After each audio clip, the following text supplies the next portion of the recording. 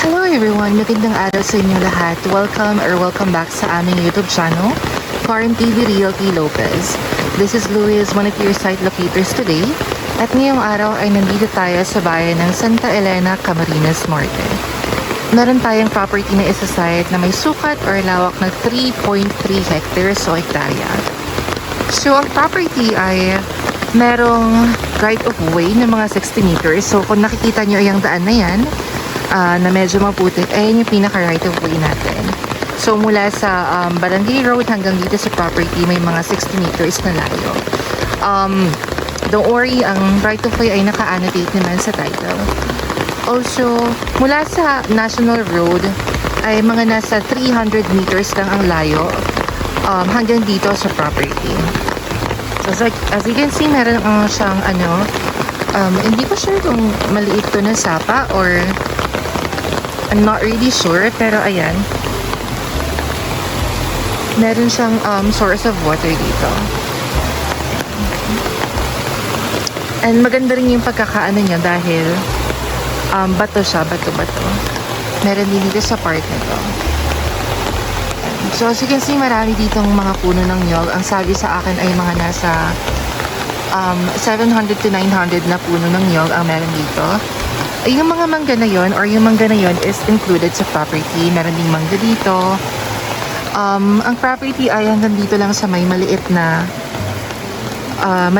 puno ng niyog. So pataas yung property natin. And as you can see naman is medyo, hindi pala medyo, ay may pagka slopey talaga ang property. So tara try natin libutan yung property natin.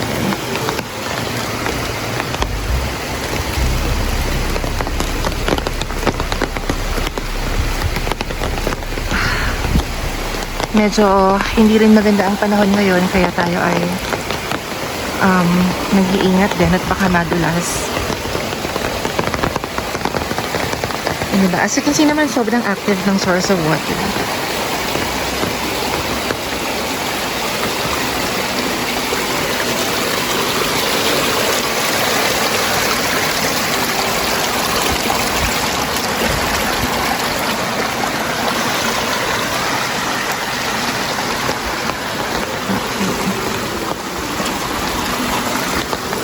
Sabi sa akin ay dati daw ay sa Calauag pa talaga itong part nito, pero ngayon is part na siya ng Camarines Norte. So hindi na siya part ng Quezon Province. Ayan, so you can see, di ba, maraming puno ng nyog. Ayan. Medyo hindi lang yata maganda yung pamumunga ngayon dahil sa mga previous na bagyo.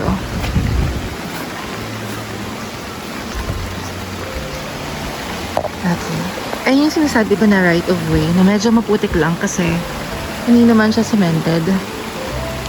But yung daan naman papunta dito sa property, I mean yung barangay road naman, cemented naman na may very minimal lang na pagka-rough road.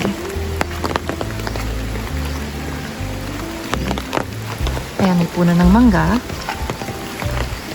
Yung bahay na yon ay sa bahay ng tenant, pero may usapan naman na daw ang seller at ang tenant, so wala na magiging issue dyan.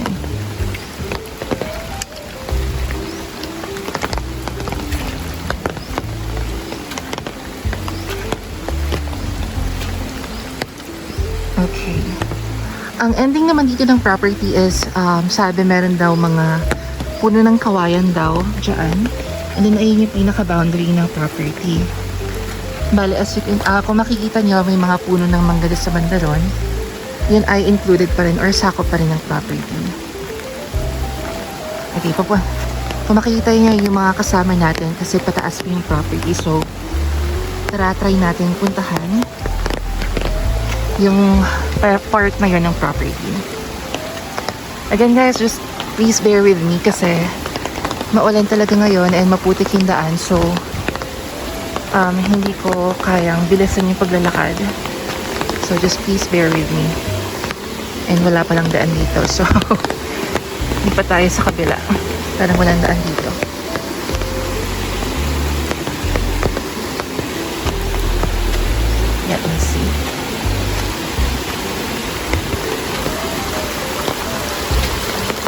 po.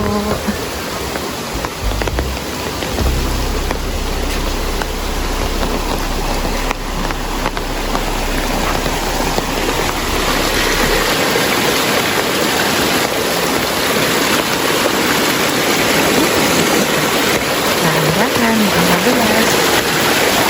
Okay. Yan, so dun tayo aakyat. So, bali dun tayo nang galing kanina. Then, aakyatin natin dito. Okay. Let's see.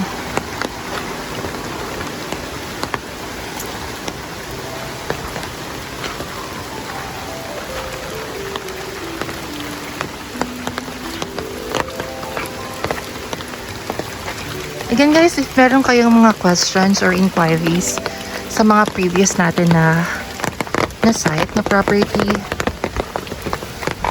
wag kayong mahiyang mag-text or tumawag sa mga numbers na nasa itaas. Nasa may upper right part ng ating video. Okay, I'm not sure kung tama itong ninaanan ko.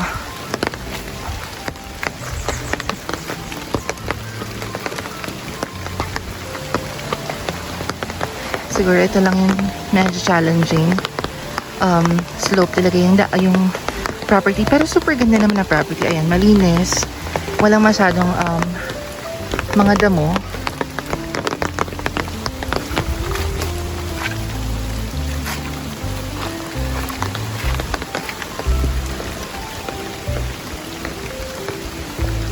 Alright, so dito na tayo sa bandang taas. Bali dun tayo nang galing kanina. Then, nandiyan tayo nagpunta. Then, dito naman yung other part ng property. Ayun yung mga kasama ko.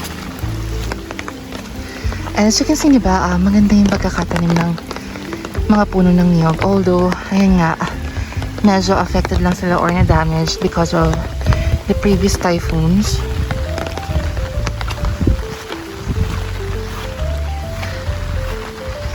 Other than that, walang masyadong mga ligaw na damo or matataas na damo, so maganda talaga ang property natin.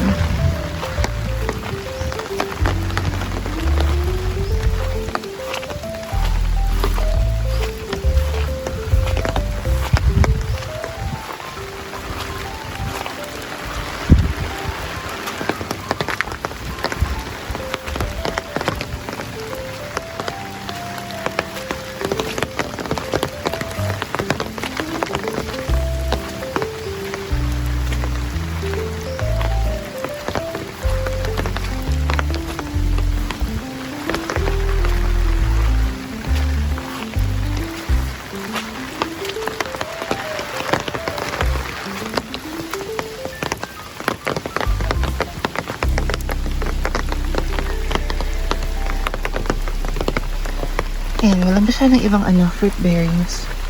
Mangga lang and niyog.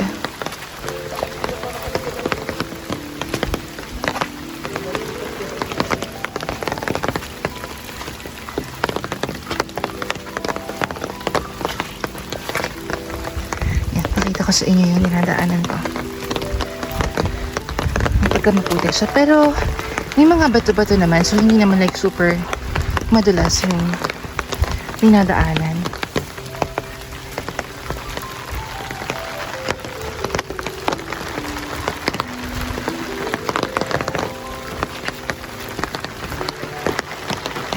That's my nanay.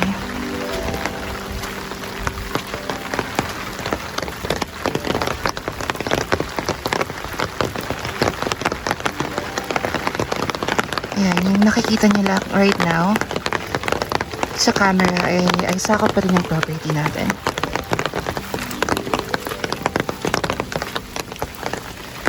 Hanggang saan pa, Nay?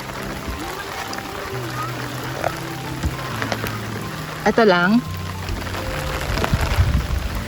Yan, so ditong part pala is hindi na included. Bale, kapag ganito yung property natin. I'm so sorry.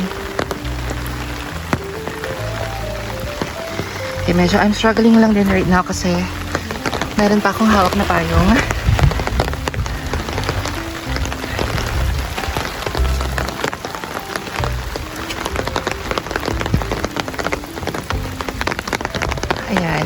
Again guys, pa-slope yung property natin ah.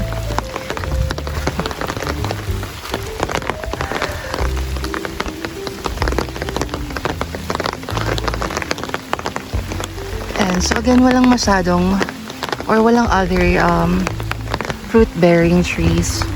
Ano lang talaga, parang niyog talaga yung main ano dito, source of income? I don't know. But as you can see naman, again, walang masyadong matataas na damo. And then my body of water. I'm not just really sure kung anong tawag doon, kung sapa ba or I'm not sure.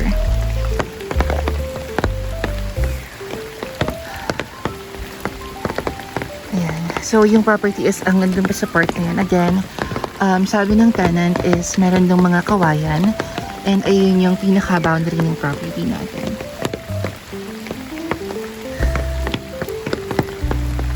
Okay. Alright, so again guys, thank you so much for watching our vlogs. Again, if you have any inquiries, any questions, do not hesitate to contact the numbers on the upper right side ng screen nyo or in video. Again, this is Luis, one of your site locators today. Thank you so much and see you on our next vlogs. Bye!